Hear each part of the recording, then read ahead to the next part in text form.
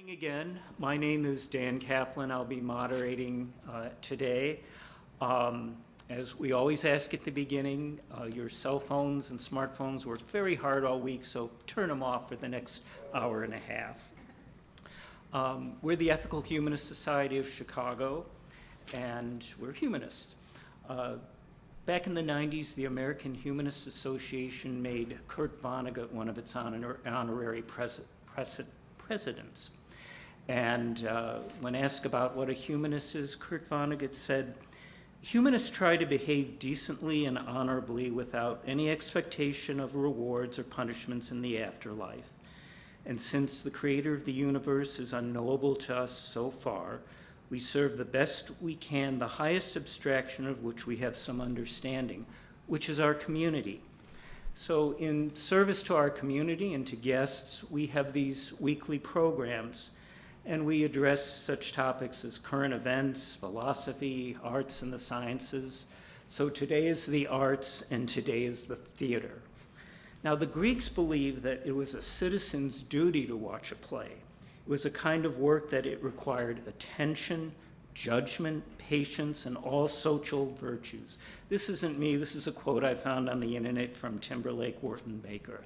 I think he's right, but theater is also fun, and theater is community. For the time of a play, we come together and share that with the members of the stage. Now, with COVID, I hadn't seen a play in almost 3 years, and I had had enough of video, enough of Zoom, and I recognized my own lethargy. And last September, I said, damn it, I'm going back to the theater and watch real live people standing 20 feet away from me performing a play. I went to 5 plays in 4 months, and the last one was at the Laughingstock Theater. Their play was Over My Dead Body, or How to Distribute Generational Wealth. They had revived the 17th century Italian tradition of Commedia dell'Arte. The play was a delight, and I saw and was entertained by something I had never seen before. So with us today is Martin Downs and Jennifer Mohr. Martin has been the artistic director of Laughingstock for the last 2 years. In Over My Dead Body, he played the parts of the amorous fiancé Fulgencio and the scheming pirate Capitino Fracasso. Thank you. Martin first heard of Commedia dell'Arte at the Chicago High School for the Arts, where he graduated from the Theater Conservatory in 2009. He went on to join the Panini Players of Northwestern University and performing a myriad of Commedia shows over the last 4 years. Jennifer is Laughingstock's education director and played the part of the befuddled maid Smeraldina, thank you, in Over My Dead Body. She has spent the last 5 years as a teaching artist and performing with various theaters in Chicago, and she is currently in And Neither I Have Wings to Fly at First Folio Theater in Oak Brook. Martin and Jennifer, the stage is yours. So give us Mass, Slapstick, and Improv, 500 years of Commedia dell'Arte. Thank you so much. Thank you. That was a fantastic introduction. Like you mentioned, I've been doing Commedia dell'Arte since 2000. I heard about it very early in my life. And so I started doing that I learned about it in high school, started doing it a lot in college. I joined the Bristol Renaissance Fair, which is where I met Jen. And so I did that for a couple of years, and then about a year before COVID hit us, I was like, you know what, why don't we try and do this in Chicago? And so we took this crazy old art form and started a company and had a good number of shows, and then COVID happened and we just took a short break and did some outdoor theater, but I've been doing Commedia ever since. Jen, was there anything you wanted to add? No, So I first heard of Commedia dell'Arte in college, as part of a theater history class, and it was basically introduced to me as an art form of theater that is no longer performed. And as I later learned in my professional career, that's not quite 100% accurate, that Commedia has existed since its introduction to the theater world in some form or other since the 1500s. Yeah. So as Jen said, a lot of the times people will first hear about Commedia dell'Arte as a sort of history class, right? That this is something that was done in the 1500s and it's no longer relevant, and like now we do much more advanced forms of theater. But when you actually look at the influence that Commedia has had since the 1500s, since its inception, it has left indelible marks on the kind of theater that we do today, in ways that we will explain today, in ways that will surprise you. So first, I'll start with the name. Commedia dell'Arte, besides just sounding like an Italian string of phrases. If you break it down into two components, right, there's comedy and there's arte, which just means art. So you might immediately think, okay, well, it's the art of comedy, right? It's just, you know, it's art. But the term arte actually refers to art in any kind of profession. There was the arte of making shoes. There's the arte of any kind of profession where somebody comes to you and you are specialized, and then they give you money and you do your job, and you are professional. And so really, Commedia dell'Arte is not just the art of comedy, it is the profession of comedy.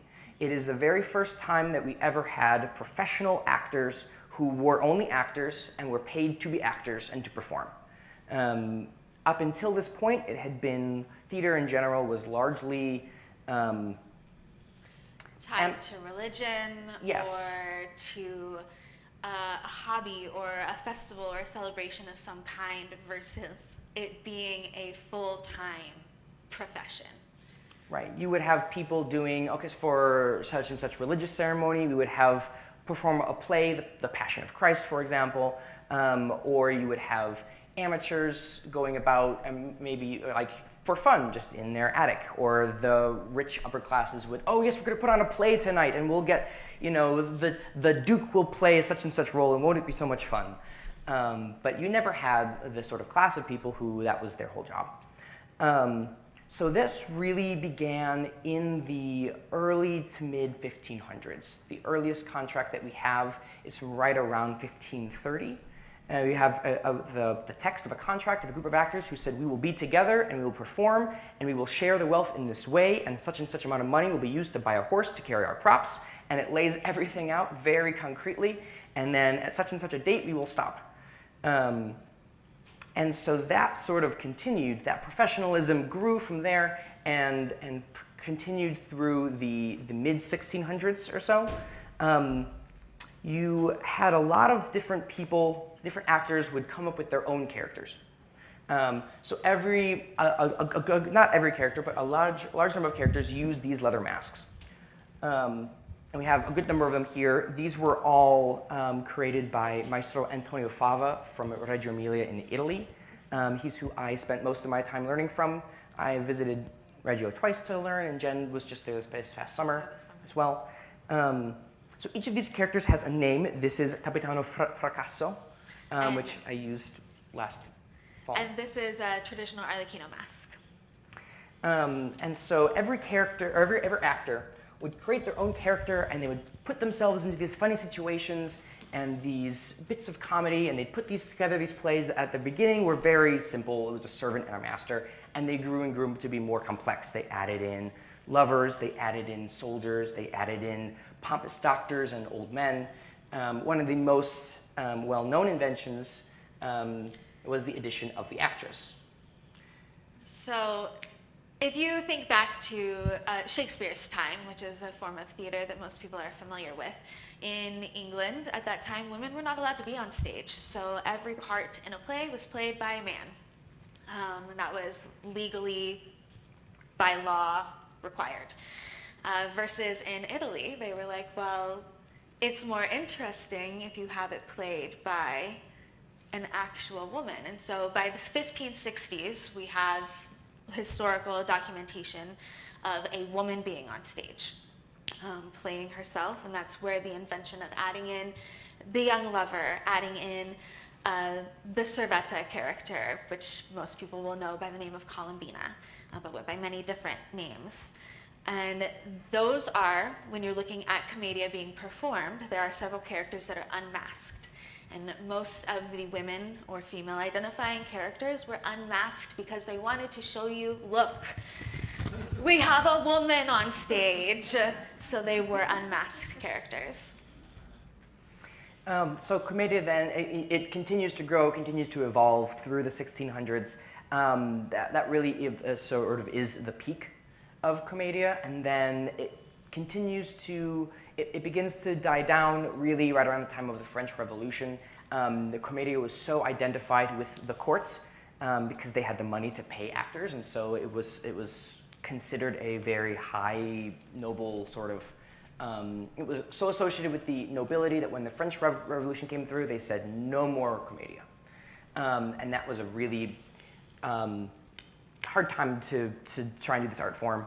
It existed in some forms in southern Italy, particularly with the culture Pulcinella, which is the only comedic character that has an unbroken stream of performance to the modern day.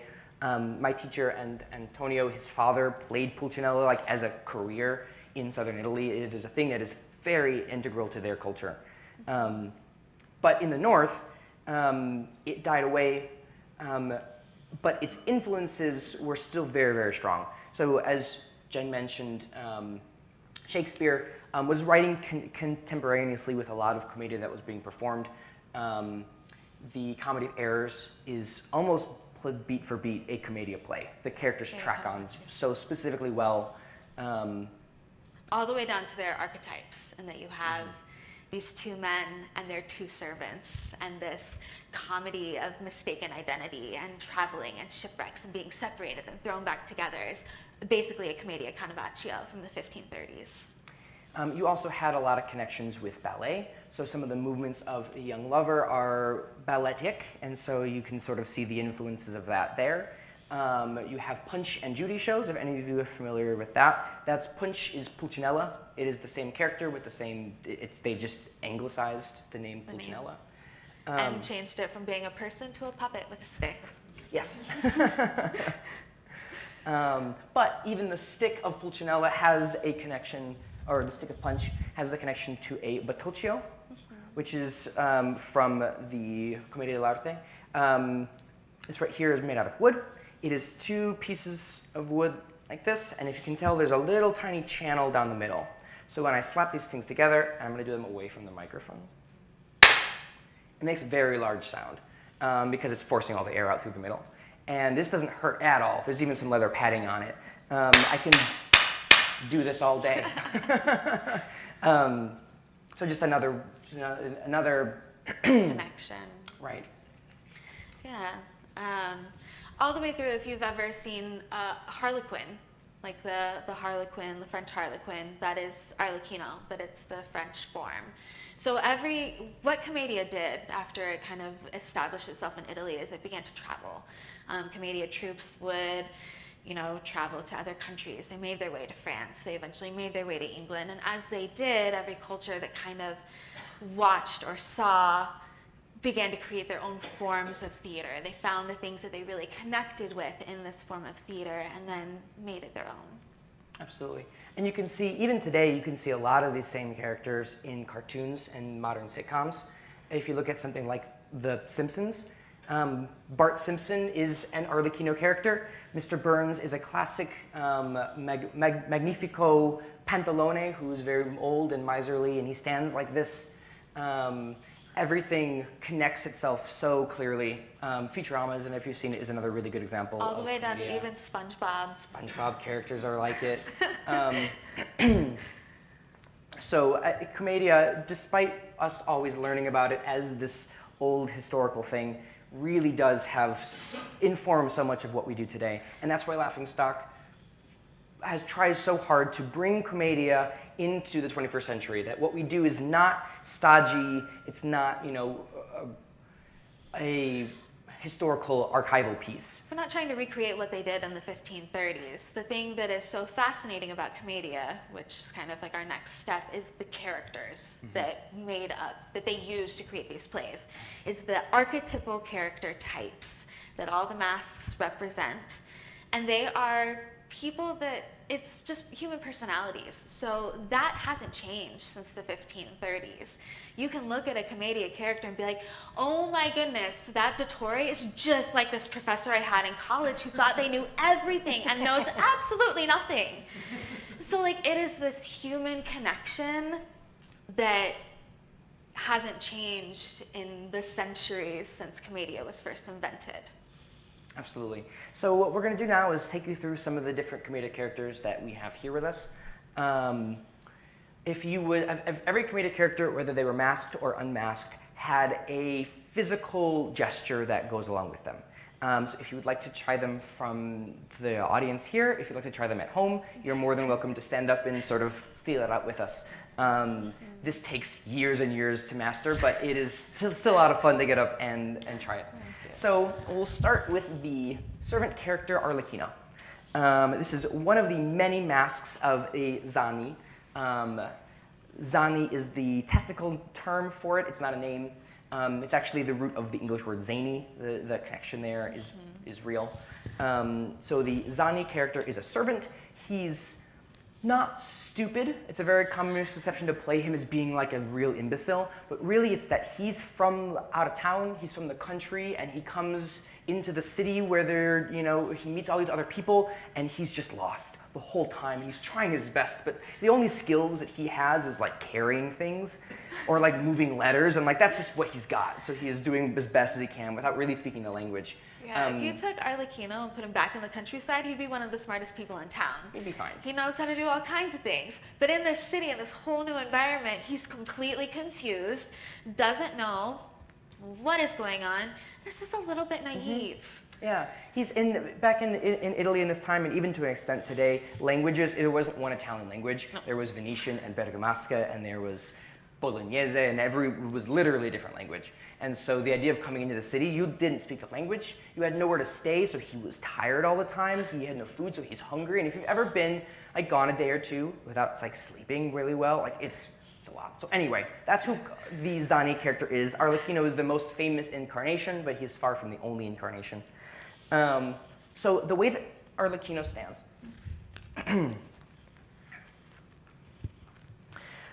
is starting from this sort of base position of your feet out at a 90-degree angle, a slight bend in your knees. Your back arches because you're running away from your last master who wants to beat you because you did a bad job. And your chest is out because you're still looking for new work because please hire me, I need something to eat. One foot comes forward, so all your weight is on your back leg. Arms are up and floaty. There's this sort of sense of Commedia that everything is very relaxed, but everything is still very up and present. And then the head is lifted and long, looking around. You're looking at everything. And you're here. So Arlecchino then, after 30 seconds of standing on one leg, just starts to get tired. And so he can change legs, and there's a little bit of a hop to it. So the first leg comes up, and you switch, and you're back down. And he's like this. And he looks. And this is where in Commedia, well, it's known for the leather mask. The mask is not just the leather mask you wear on your face, it's also the physicality. So when we talk about masks when we're performing in Commedia, we mean how they move as well, because it is a exaggerated form of everyday life. It is making the normal extraordinary. And when Arlecchino walks, again, it is that idea of sensationalizing or spectacularizing the normal physical movement. Thank you. Jen has more space down there. So there's a two-step walk that is just a very simple up and down. But even this, oh man, this is gonna wreak havoc on the microphone. I know, I'm so sorry. Maybe I'll turn mine off for this part. Okay, we're gonna go for it. All right. There's also a more complex three-step walk. Like this. It's a little bit more rushed. Wow, we lost it. I knew it was gonna go. We lost it entirely. Okay, we'll get it back on. When it's even more hurried, there's also a run. If you can show us the two-time run. And then you're running and you get very tired, and it's Zani stanco.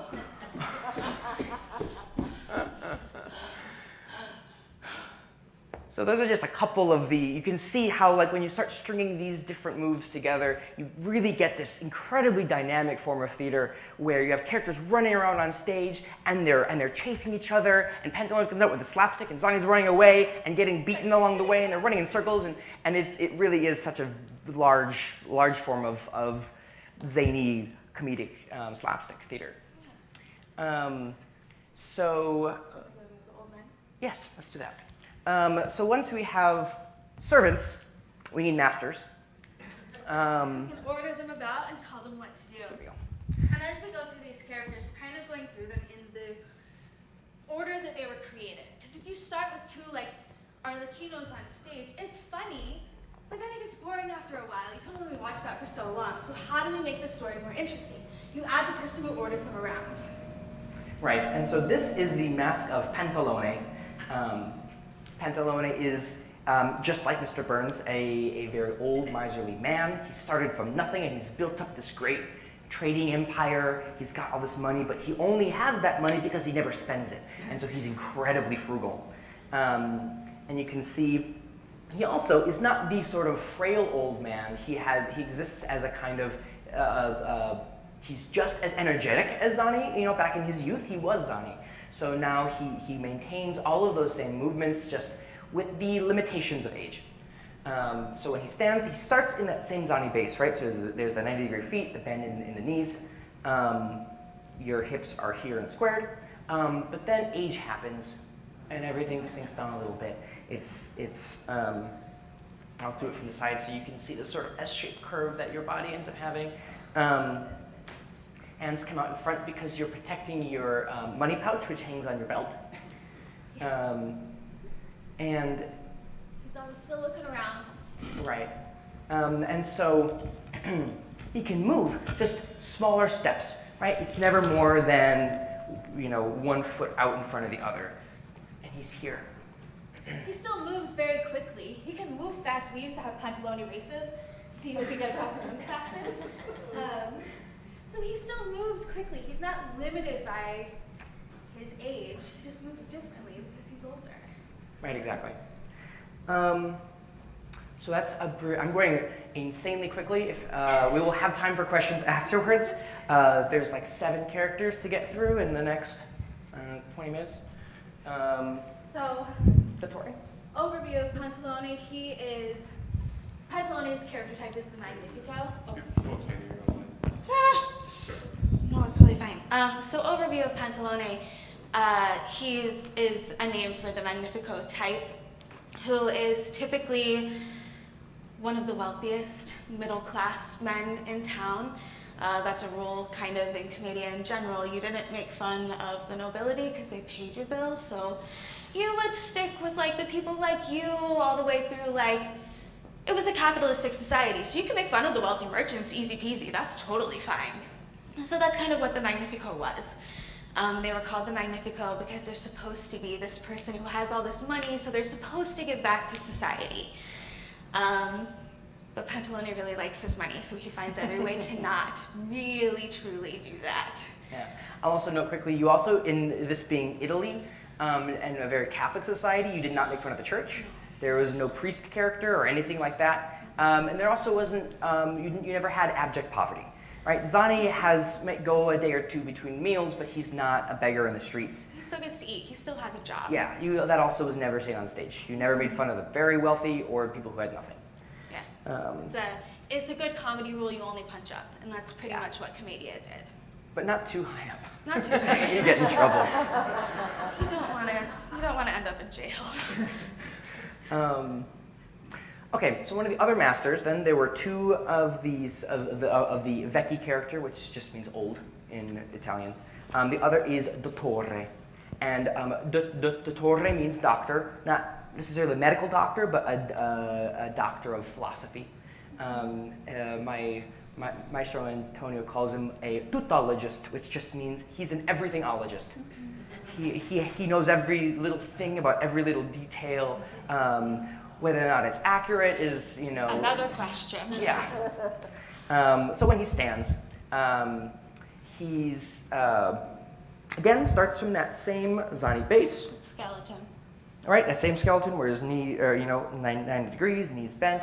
But then here, Dottore likes the finer things in life. He likes everything. He wants to know everything. So you have to eat everything. You have to try everything. He wants it all. And so he has much more of this pompous sense about him. He's got a big belly, and as he moves around, he sort of bounces. So step by step by step, pushing his weight along with him as he goes, rolling through his feet even. He's often gesturing because he's talking as he walks, telling everyone everything he knows. Yes, and so he gives very long lectures about the smallest of details. And we'll go on at length about the ancient Etruscans. Yes, they had such brilliant lasagna. Yes, the ancient Etruscans, they also invented the pyramids. You see, there was a, et cetera, et cetera. And so just like Pantalone, Dottore also has servants and is typically one of the big movers of the plot. One of the very classic sort of plots that they used in the past that we don't use as much anymore is, the two old men, Dottore and Pantalone. They both don't have any wives, and so they're like, oh great, I'll just marry your daughter. That'll be perfect. They'll love that so much. And then there's conflict, Because of course, because it's obviously not the what children anyone wants. no. And so hijinks ensue, as they say. So once you have these servant characters and you have these master characters, there's so many other different strata of society that we can make fun of here. So the first one that we entered with was Capitano. Yeah. Right? Is that Capitano, or do you want to do Servetta first? Let's go to the lovers first. Okay. So once you have these old men, you're able to add their children, and that's typically where we get the young lovers from. They're Right. the progeny of either the Dottore or Pantalone, and these are your typical young people that are in love. So as they move, their stance is a little different. They're very wide. One way that we would always get to them, you start kind of with that Zani skeleton again, but then you kind of move around like you're being pushed by a cloud, and eventually you're gonna fall. Oh, lovely. And so they have a very open stance. Their chest is very forward, almost like their heart is being pulled by a golden string to like that thing that they're supposed to find. Their arms float on clouds, and they move, and it's almost like a wave. You feel that string pull up, and then they float and plant. And as they move, it's like turning towards the next thing. And that's how the young lovers kind of move through the space. They are actually one of the more serious characters in Commedia, because everyone experiences love, so you don't make fun of it. Even though they move in this way, this beautiful way, it's a feeling that we've all had, so everyone empathizes with that. You felt that first love, that excitement, that hope, that open vulnerability that happens before you ever get hurt by anything in the world. And so they are one of those characters that, like, you don't make fun of the love. Historically, they spoke in poetry and rhyming couplets. Lots of classical references to Greek mythology, and this was one of the favorite characters of the nobility at the time because they could look really smart, like, oh, I understood that reference to Hephaestus in the lover's monologue, and yeah, So you would have all of this. We actually have a lot of texts written by lovers. There's a series of 30 letters written by Isabella Andreini, who was a literal superstar at the time, world famous actress who played the young lover, but she would write letters to people in character. A colleague of mine, Dan Zellner, is translating this book of 30 letters, and they're so intense. Like the amount of poetry, it just drips off of the tongue of this so self-serious kind of love. But of course, the lovers can also get very frustrated. They're a lot like teenagers in that way, where they can be very much in love, and then somebody tells them no, and everything changes. Their emotions change on a dime. They were also typically the characters that would get into sword fights on stage. Like, they were this bold, romantic, every sweep of emotion that you can experience. They would get jealous of each other. You experience all of that, but in the end, there's always a happy ending. Anything else on the lovers? Okay. So you would also add so we've had servants, we've had masters, we've had lovers. So we would also have warriors. At this time, historically, Italy was being invaded all the time by soldiers from Spain or from France or however it was, and so there was a lot of warring within Italy, because again, it wasn't a unified country. So Naples would go to war with Sicily, Milan would be at war with Parma or Venice or Milan. So there's always soldiers and invasions happening constantly. Right. And so the mask of the Capitano is he's a foreigner. He's a soldier that comes through with a very inflated ego. He's that guy who you walk into the gym and he starts counting at like 201 and 202 and 203 and oh I'm sore. Okay, yeah, I'm good. So he takes up as much space as he possibly can. He also often has a very long nose, which may or may not be suggestive. And when he stands, it's sort of like he forgot to get off his horse. Right? He takes up a lot of space here with his legs and his broad shoulders, and he's got a kind of swagger as he walks across. Yes, I will. You've got this, it's a torsion that as you move, everything kind of twists in opposition. And of course, he has lots of stories that he'll tell you. Called a bravura is a story where he brags about all the wonderful things he's done and how he's slain dragons and he's bedded many women and has all kinds of gold. And in reality, Capitano has done none of it. He's a braggart. He's the braggart soldier. He will honestly do anything it takes to get away from the war. If you went up to Capitano and said, Capitano, I just heard the next battle is over there. Oh, there? Yes, there. Then we will go immediately. And he would go the opposite direction. Even when there's a mouse, right? If there's a mouse on the ground, all of a sudden it's yes, I scared it away. And so there's a lot of fun with Capitano playing that dichotomy of being really, really brave and braggadocious, and then he gets really, really terrified. And in a Carnavaccio, historically, typically he would be the stranger who comes into town and like wreaks havoc on everything.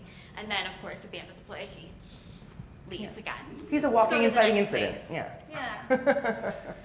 The other warrior character who I have a moment to talk about, Signora. Yeah. So Capitano is somebody who, and you see this in the gesture as well, when he walks, it's all very led by the heel, right? He's conquering the world with his heel as he walks from place to place.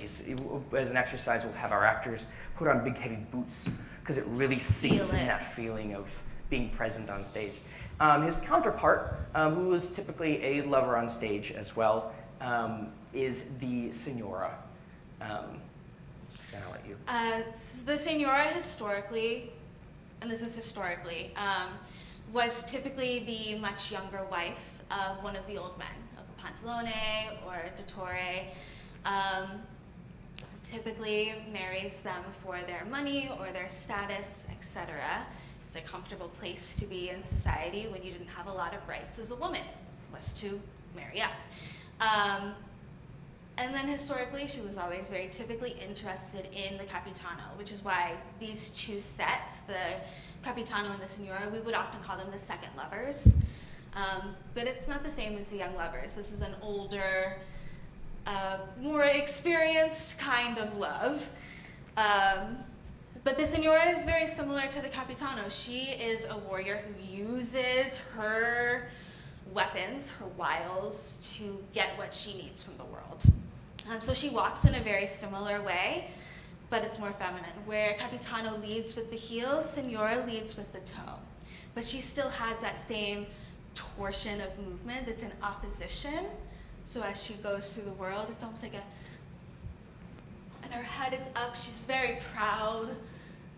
If you're looking at historical costuming from the 1700s, part of the reason why the chin is so high too is because there's a giant wig, like Marie Antoinette style, that you've got to keep on your head. And you've got jewels and all these things showing your status in the world.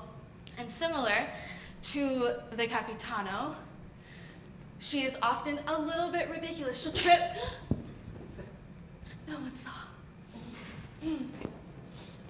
And continues on through her day.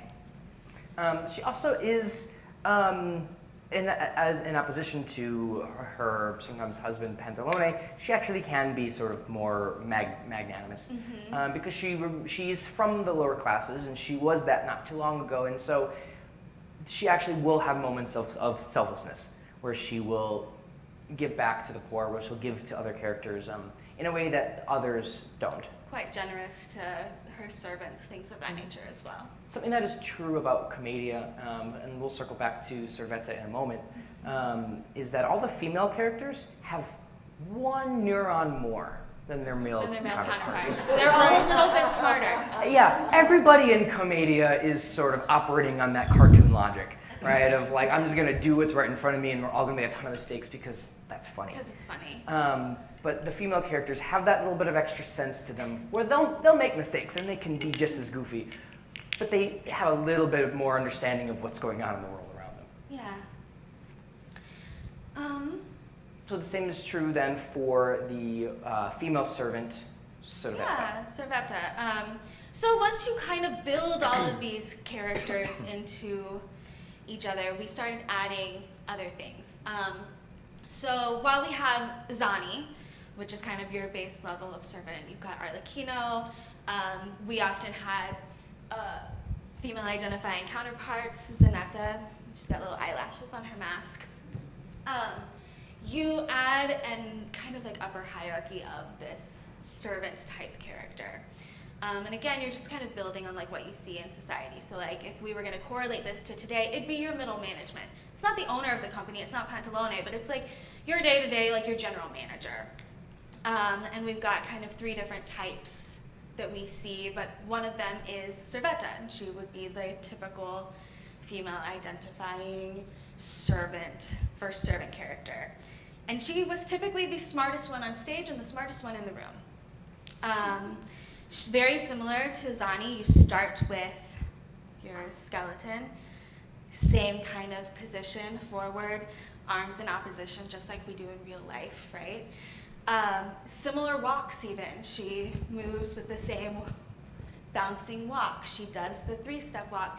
You just make it a little more flirtatious, basically, as she moves. So if I was the Servetta walking around, it's a little flouncier. You can imagine too, the costume now is a floor-length skirt, and so they're sort of bounces out the skirt as you go. Flounces around. You've got like fun different walks too that you can add, such as if you see someone you're interested on the street and you want to give them a little like flirty walk, it's a oh, hi kind of thing.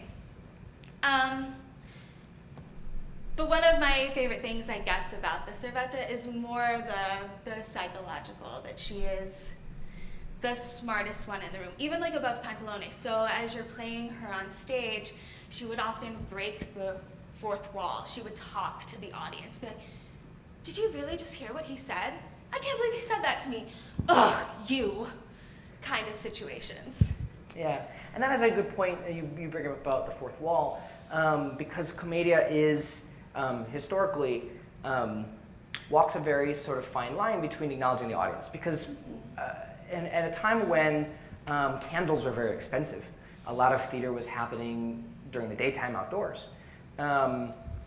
Maybe in the theater, hopefully in the theater, but potentially not. Potentially it was just on the street somewhere. You know, if you were a newer company, you didn't have a lot of money yet, you were just sort of trying to get by, yeah, you would sort of perform wherever you could. And so acknowledging the audience there with you became a very common tool to keep people engaged, to have that sort of dynamism, to recognize when mistakes happen on stage. If you drop a prop you're not supposed to, or if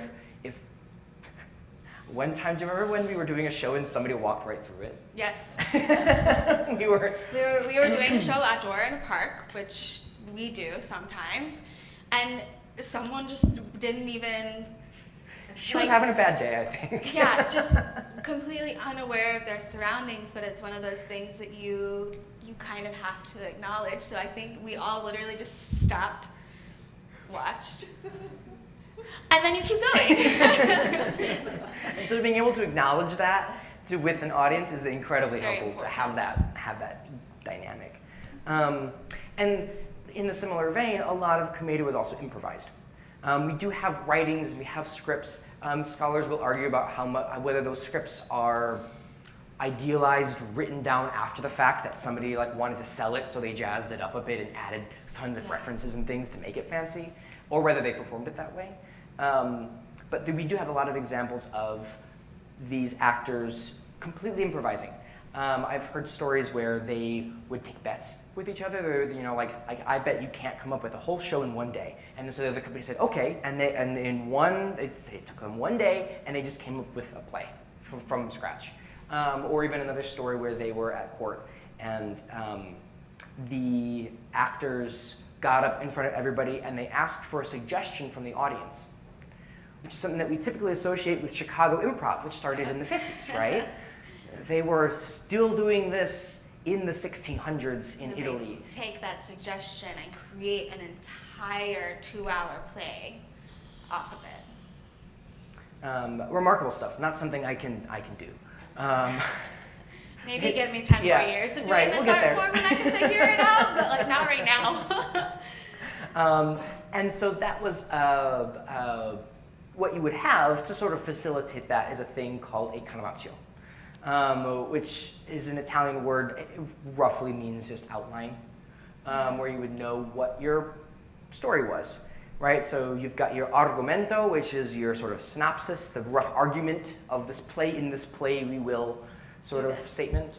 Then there's the carnavaccio, which is the beat by beat. This scene happens, this character enters, they argue, next character leaves. And it's super bare bones. It's basically a bullet point. It's a bullet point list, basically outlining your story beats, your beginning, your middle, and your end. And then your actors would go on stage and you improvise together all the things that happen in between to connect those bullet points and make them make sense and create a story out of them. Right.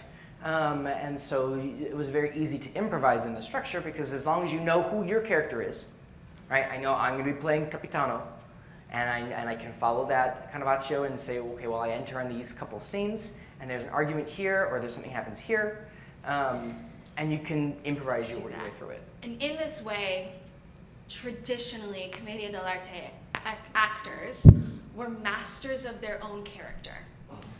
So it's not like we do like a scripted stage play today where you have a director who helps you figure out where you go on stage or helps you like do your blocking or tells you what to do or like, well, this should be this way. It is very much, I know I am playing Smeraldina. I know who I am, I know where I'm from, I know what my wants and my needs are in each scene, and then you do that. And out of every actor knowing that about their character and trying to achieve their wants and their needs throughout the script or your carnavaccio, and knowing your bullet points, like, okay, I know in this scene this has to happen, you are able to improvise a play, and mistakes come up from the miscommunications, or, well, I want this, but you want that, and you can't have that because that makes me not be able to get this. Yeah, and in a lot of ways, it's kind of like the theatrical form of jazz, right? I know how to play my instrument, you know how to play your instrument. We have that sort of baseline, you know, standard hook that we're playing, but we're going to weave in and out of each other because we're two individuals that are performing together.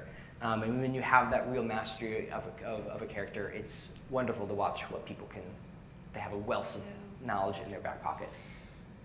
I think one of the things that made this form of art so successful in the 1500s and throughout the history of being performed, and even today, is these characters. Kind of now that we've gone through the majority of them, like how many of us have known or been or seen or experienced at least one of these characters in your life? And so even as Commedia was moving from town to town, place to place, country to country, even if you're performing in like 3 different Italian dialects, but you're performing in France, people can immediately guess who this Pantalone character is, as he's like, no, you can't take my money, even though you're speaking a different language, because we all know that person. And just based off of the physicality and the mask and the actions, you can guess the story. Absolutely.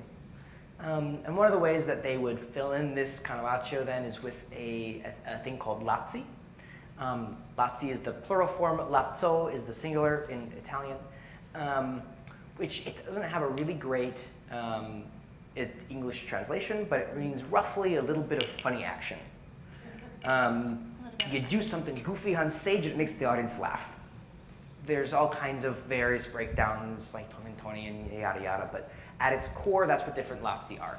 So we have a couple of different lazzi that we're going to show, and you'll see, by the end of it, you can see how anybody could just throw this one moment into any play. So if we're improvising through a show, right, there's a scene, Arlecchino comes on, he sees Columbina, they leave.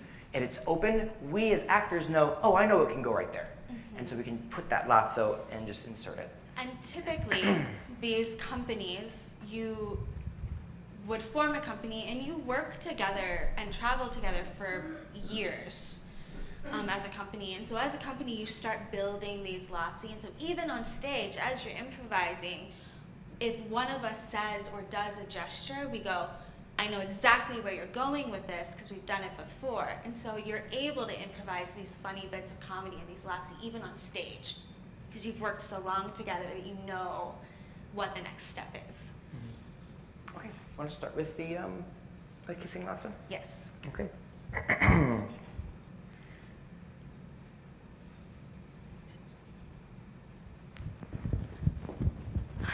I'm gonna go to the market, I'm gonna get tomatoes and carrots, because we're making a stew for Pantalone's dinner tonight. And hopefully the market isn't too crowded, because if it's crowded, then I'm gonna have so many...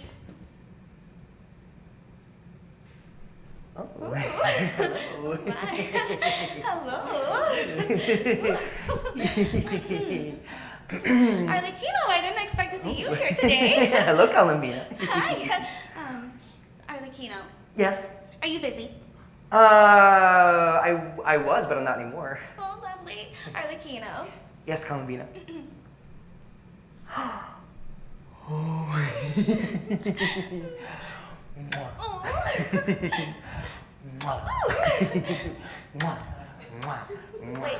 Wait a minute. That's...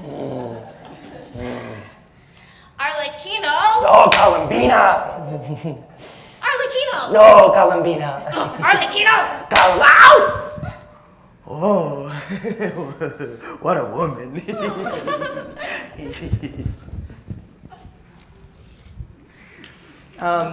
Thank you. This is that little moment of interaction, right? He gets confused, he starts kissing himself, and then she hits him. It's a simple, super simple thing, but it's so easy to throw that kind of lazzo into any other kind of play. The Pantalone one. Yes.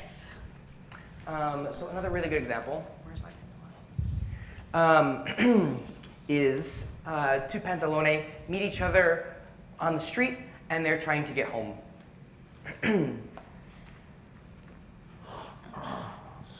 I've got so many things to do and run the house. I'm busy. Oh! Oh! Oh! Hello, Graziano. It's very good to see you. It's so good to see you too. Yes. I need to get past you so that I can go to my house. All right, and I need to go that way to my house, so I will. Yes, Oh, lovely. yes, absolutely. We'll just okay, go. right, absolutely. Okay. Wait, What? I was trying to go. Oh. Oh God! I need to go that Yes, way. I'm Get going to to my look that house. way. You're in my way. Okay, well, Okay, fine. Well, fine. Okay. go that way. I'll go this way. Okay, now eat that Go way. down. Okay. This. Okay, fine. Go down. You, fine. Okay. This way. Yes. Good. Good. Good. Okay.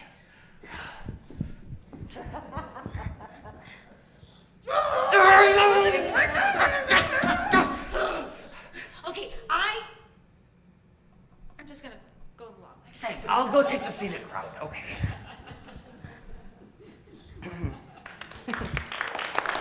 Thank you.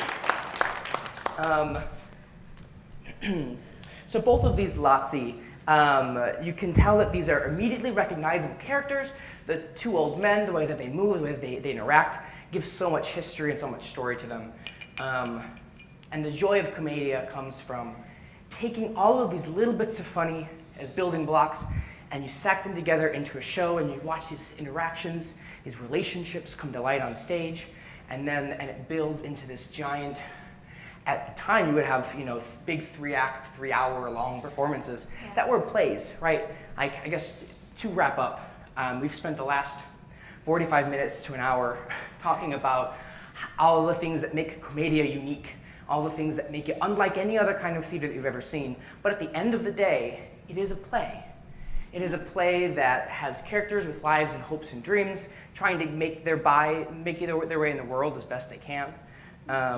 And typically, one of the things about Commedia is you have these, and the things about like Commedia dell'Arte, Carnavaccios, so you have these characters, and the play itself is just a snapshot of their everyday life and the problems and things they would encounter. But because it is your life, those situations feel like life and death. And that's one of the things I love about Commedia, is it is basically taking everyday people that we all know in everyday situations that we're all familiar with, and it just heightens it. And so literally all Commedia dell'Arte was doing was showing you the beauty, the drama, and the human emotion of life, and just exaggerating it. I think that's our time. Thank you so much for coming out. Really appreciate it. We'll have some time for questions afterwards.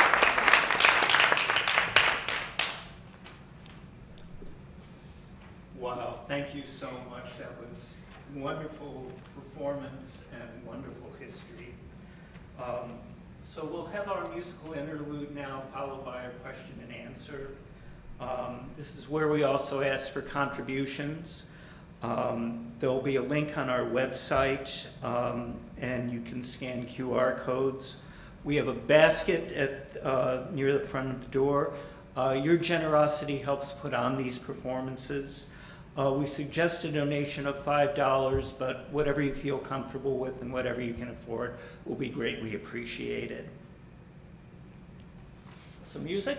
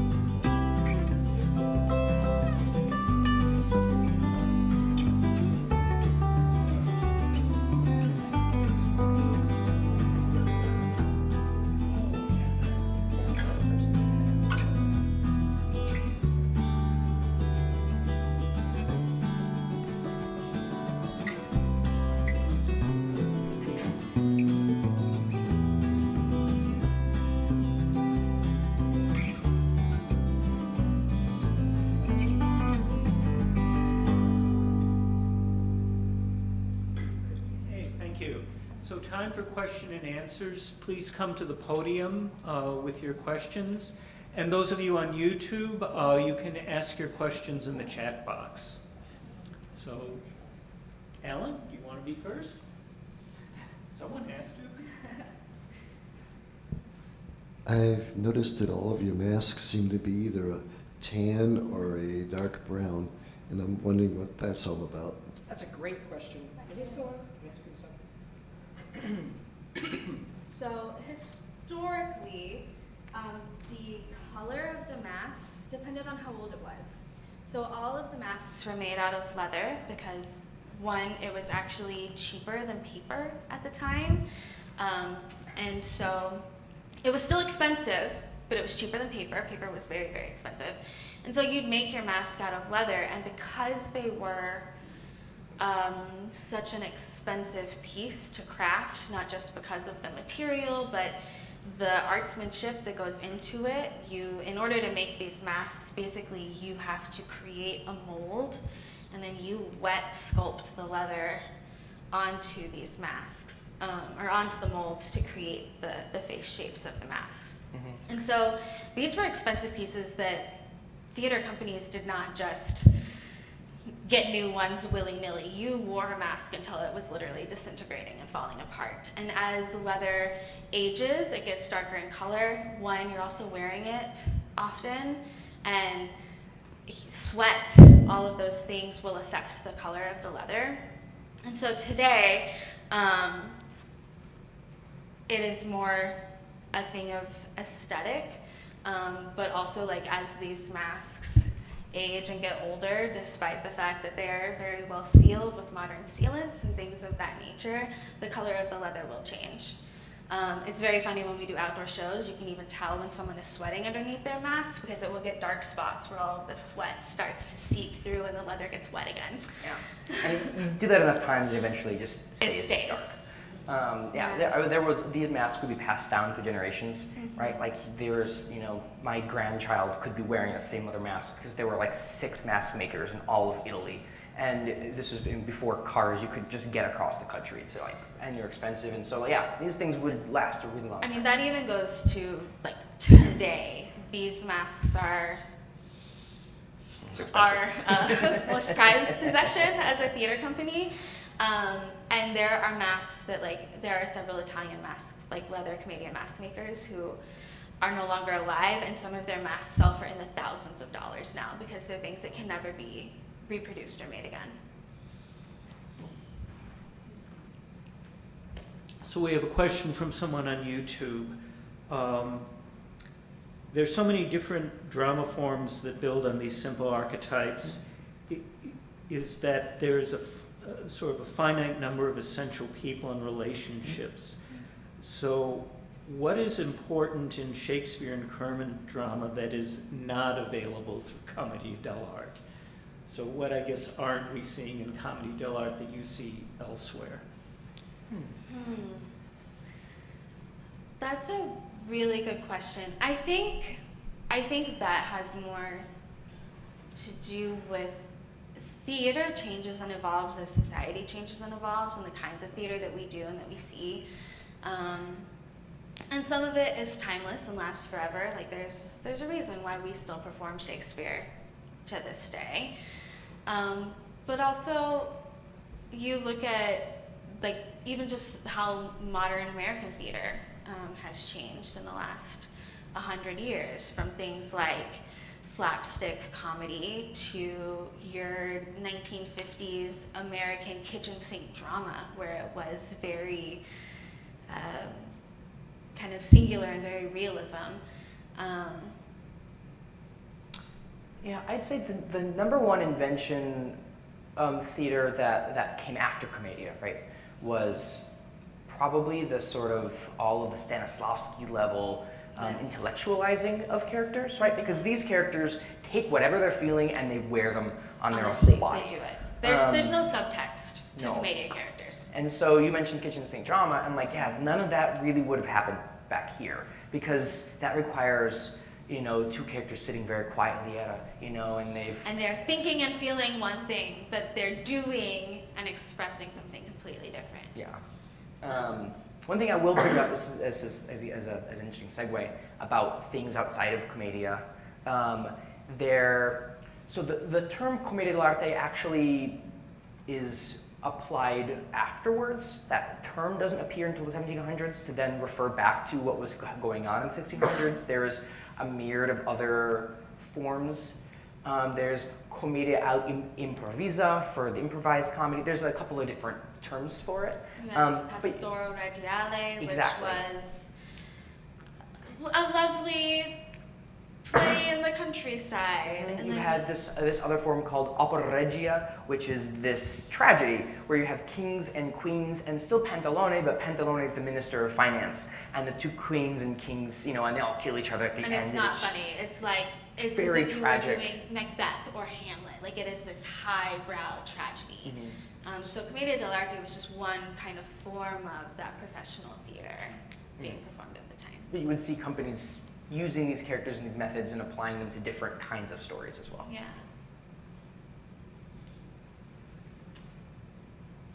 Thanks for your talk. It's been great. You mentioned that you don't perform the shows exactly like they did hundreds of years ago. What do you do to adapt them? Sure. So our very first play was called Birdcoin, which is a joke about Bitcoin, where Pantalone decides that he needs to move his whole family from Chicago, Italy, as we call it. It's sort of live in this in-between world where, it predates technology, but it's still very modern in its sensibilities. And so he decides to uproot his whole town, or his whole family, and move to Siberia, Italy, because it's cold there, and it needs to be cold so you can mine Birdcoin out of the ground. And you sort of like, it's the same idea of, the father wants something the daughter doesn't want, and so the daughter fights back, and there's Capitano involved, and then, but at the end of our play, Pantalone invests, loses all the money that he invested in Bitcoin, and then Isabella is free to sort of pursue her own passion and to find her own career, which you wouldn't have seen at all in the Renaissance Italy. I think the biggest thing that we try to change, so Commedia and some of the rules the characters and archetypes had to live by are structured by what society's rules and expectations were in 1500s Italy. And we don't live by those rules or expectations anymore. The young lovers don't have to be one male identifying human and one female identifying human. It can be anyone. Anyone can be the young lover. And so we are changing like those rules. That's what we do to kind of modernize it. We don't have to live by those same rules and archetypes. Things like Senora doesn't always have to be the wife of one of the old men. The old men don't have to be old men. It can be an old woman. It can be Pantalona versus Pantalone. Which is something that even in like modern talent culture doesn't really fly. No. Because you do not make fun of nonna. No. It isn't funny. Whereas here, we can laugh at can those. do it in So we can Chicago. take the things that are funny to the Chicago audience and sort of mold our commedia around that. And then while kind of not updating those characters or archetypes, but kind of liberating them from the 1500s social expectations and constructs. We also, while a lot of the problems that people face in the 1500s are the exact same problems we face as people and humans today, especially in the fact that it was a capitalistic society, and so a lot of like those problems that come with it and the interpersonal relationships that come out of that are very similar. We also deal with other things and societal problems in America today, and so just like you would take a snapshot of how those things affect everyday life in 1500s Italy, that's what we kind of base our plays on. How do you take a snapshot of what life is today in Chicago and make a funny play about it while still making a point of this is what life is, for good or for bad.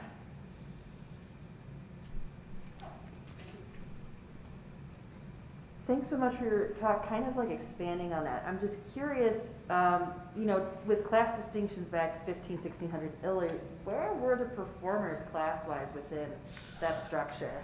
It's a great question. It's not a very clear answer. Partially because the historical texts that we are working with are mostly from people writing about courts, or the court-educated people writing about the theater they were seeing. So a lot of our records are from such and such company that is very well known and very popular, was in the court, and this is what they did, and etc. A lot of our records are actually from France, because these companies would tour to France, and we have more records from there than from Italy in some ways. So on the lower end of the spectrum, we have very little record of it, but I have absolutely no doubt in my mind that we had people who were very poor actors trying to make their way in the world. The same way we have storefront theater in Chicago.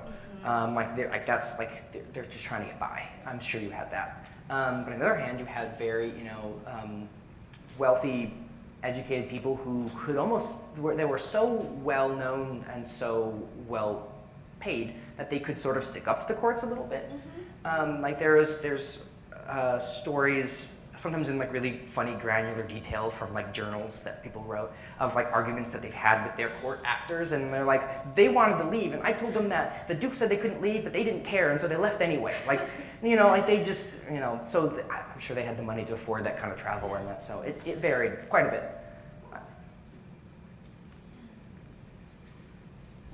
So my question, the Laughingstock Theater, how did you come together, and what are you going to do next? Yeah. So as I kind of mentioned this earlier, a lot of this was born out of the various groups of theater, of comedic troupes that I had interacted with in the past. So I was a bit from my Northwestern time with the Panini Players, a couple of other company members there. There was also one of the other co-founders, Claire Proper. She did a lot of work with Piccolo Theater, which used to be in Evanston. They dabbled in Commedia, and then I met her at the Bristol Renaissance Fair where we did Commedia, and so it really came down to it was after the summer 2018, right? Yeah. Yeah, and we said, we should try doing a play in Chicago. And we should try making that work. And we had no experience at all in running a theater company. So it's been a learning process of how does the theater work? We know how the Commedia works at this point. How does the business of theater work? Yeah, that has been an ongoing process. So what do we have next? We'll be doing some shows over the summer. Our website is laughingstockshy.com.org. We have it work. I don't know why all of a sudden I blanked on that. It's .com. That's laughingstock, CHI, as in Chicago.com.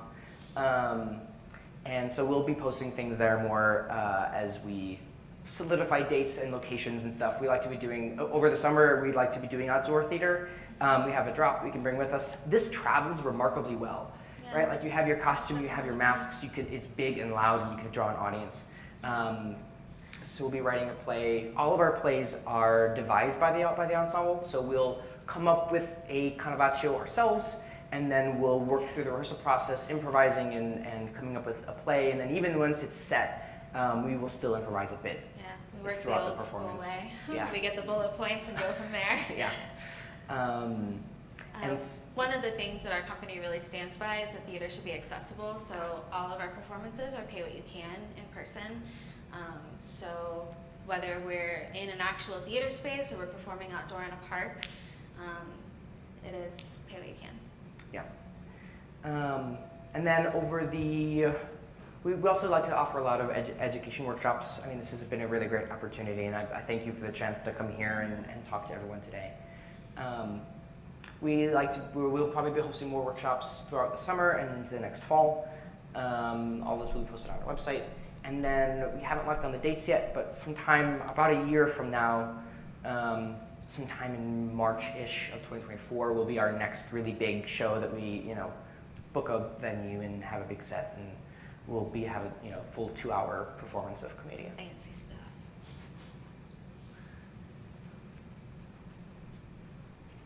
Hi, Hi. You described your prop earlier with the leather padding on it. Is that possibly where the term slapstick comedy comes from? Yes. You are right.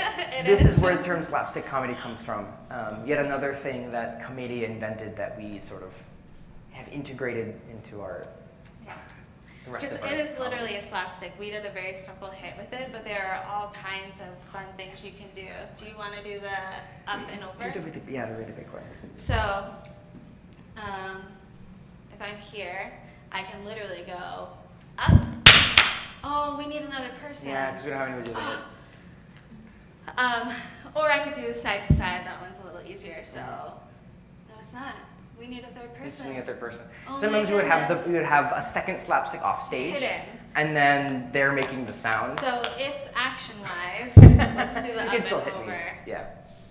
Let's do Up the and up and over. over first. So if action-wise, I'm on stage and I go, foo, foo, someone backstage is going at the same time so that you get it. But also, you can just hit basically almost all over the body with the slapstick. Yeah. There's also a very funny delayed hit, which just like breaks the rules of physics in a way that's funny. So like if you hit me on the arm. Under the arm. Yeah. So if I was behind you, I'm here, and I'm gonna go, Ow! That's it. It's just there's lots of room to goof around with that kind of stuff. yeah. They're delightful.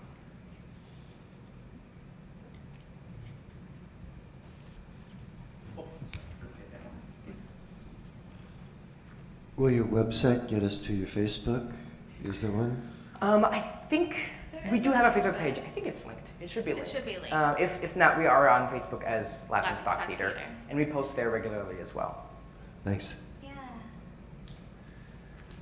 If you have any questions, also feel free to contact us on Facebook, but also our email is laughingstocktheater@gmail.com.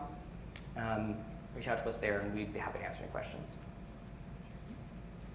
Two questions. One is what age recommend like for the stuff that you do, Sure. And then the other one is at the time did the audiences maybe it's not known, but is your sense that the audiences knew these characters very well and they like would recognize them as they came on stage, or it was they would be seeing just one play maybe? Yeah. Yeah. To answer the first question, typically most of our shows are appropriate for all age audiences. One of the things in the way we kind of approach our humor is kind of like how you would approach something like Shrek, in that kids find slapsticks really funny. They also think the way that we move is funny. It's entertaining. It grabs your eye. And then, of course, there are verbal jokes in there that are going to hit for the parents a little differently than they're going to hit for their child. But generally speaking, we do avoid anything overtly Yes. crass or crude. Yeah. If a child understands the joke, it's probably their parents' fault that they got that joke. As to the second part of the question, as to whether or not these characters would be recognizable, yes. Specifically, and this is one of the things that we didn't quite touch upon in the history lecture, but we did a little bit about like all the different languages, even in Italy. And so often your characters, because these companies traveled, your characters and actors would speak these different dialects. So your Zani characters might be speaking the dialect that they speak in Bergamo, but your Dottore is going to speak what they were speaking in Parma, because it's where the big university was. But it didn't matter whether you understood what they were saying or not, because you understood the physical mask was the same across the board. And so as soon as they walk on stage and you see how they're moving, you go, that's Pantalone. As soon as you saw the mask, you go, that's Zanetta. I know who that is.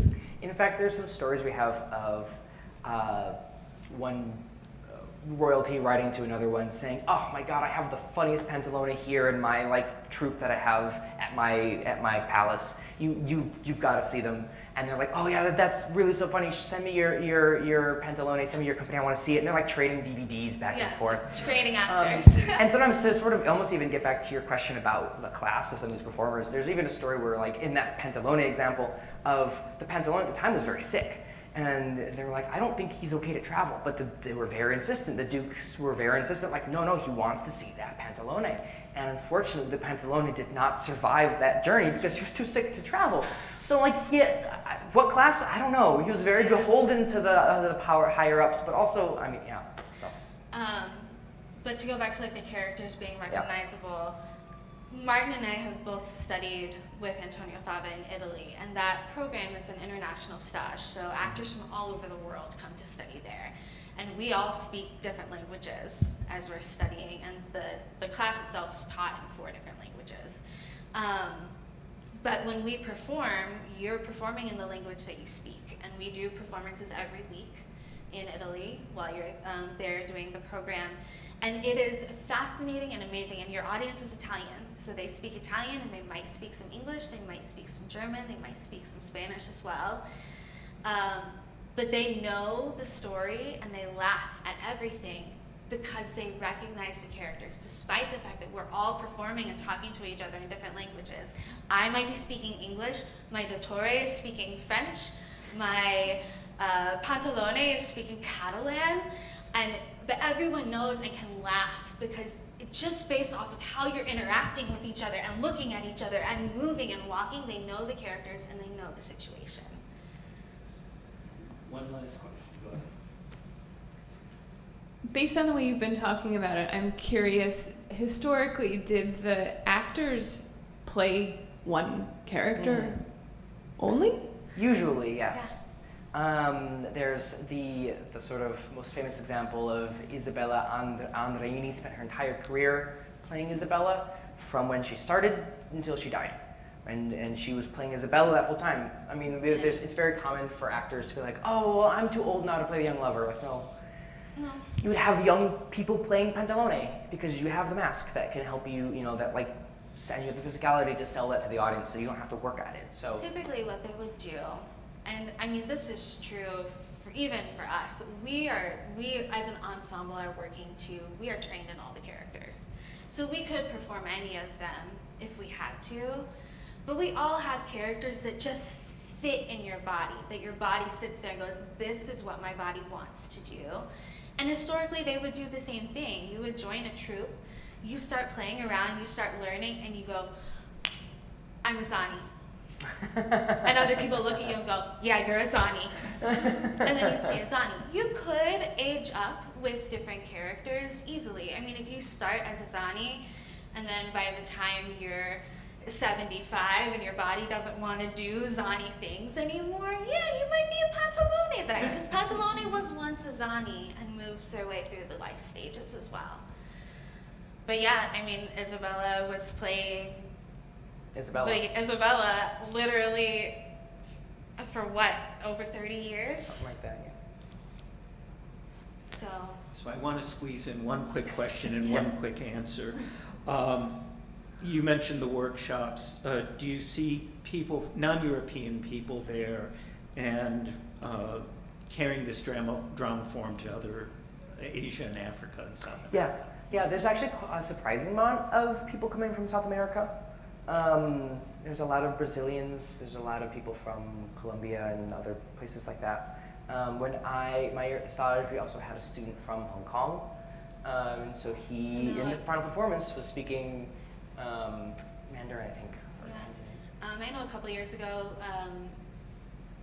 there were quite a few students from Japan, and Antonin himself travels all over the world and teaches himself Well, there. thank you again. This has really been great. Thank you.